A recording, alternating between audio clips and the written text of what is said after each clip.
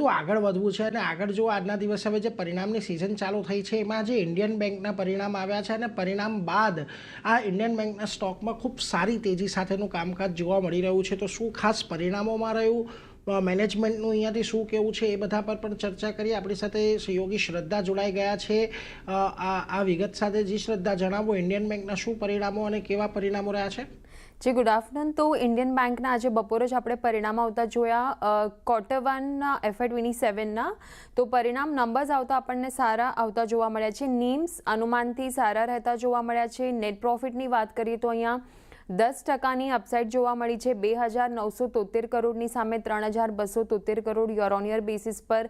NIIની વાત કરીએ તો અહીંયા પણ 17% અપસાઇડ જોવા મળી છે. 6,360 કરોડની સામે 7,435 crore year on year basis પર. પ્રોવિઝન્સની વાત કરીએ તો Q-on-Q બેસિસ પર 1,226 કરોડની સામે 1,196 કરોડ, એટલે કે અહીંયા એક ઘટાડો જોવા મળ્યો છે પ્રોવિઝન્સમાં, જે એક પોઝિટિવ ફેક્ટર છે.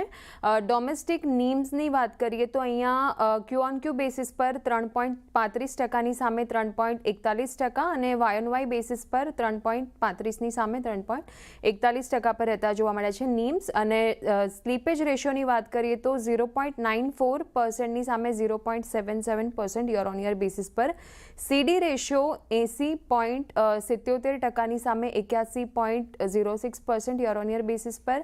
અસેટ ક્વોલિટી સારી રહેતી જોવા મળી છે. ગ્રોસ NPAની વાત કરીએ તો 1.98%ની સામે 1.86% Q-on-Q બેસિસ પર. નેટ NPA ફ્લેટ રહેતા જોવા મળ્યા છે Q-on-Q બેસિસ પર. ત્યારબાદ ROAની વાત કરીએ તો 1.28%થી વધીને 1.31% પર Q-on-Q બેસિસ પર રહેતો જોવા મળ્યો છે. અને ROE 18.98%થી વધીને 19.48% Q-on-Q બેસિસ પર. યીલ્ડ ઓન એડવાન્સીસ 8.07%થી વધીને 8.09%. ક્રેડિટ કોસ્ટ 0.47%ની સામે 0.23% Q-on-Q બેસિસ પર રહેતી જોવા મળી છે. કોસ્ટ ટુ ઇન્કમ રેશિયો 44.99 એટલે 45%થી ઘટીને 44.80% પર રહેતો જોવા મળ્યો છે. તો ઓવરઓલ રિઝલ્ટ સારા આવતા જોવા મળ્યા છે. એના લીધે રિઝલ્ટ્સ આવતાની સાથે જ એક આપણને મોટો સ્પાઇક અહીંયા જોવા મળ્યો છે ઇન્ડિયન બેંકમાં.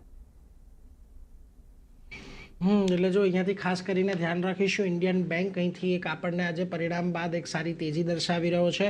આભાર શ્રદ્ધા, અમારી સાથે જોડાઈને સમગ્ર વિગત આપવા માટે. હવે જે પ્રકારે આપણને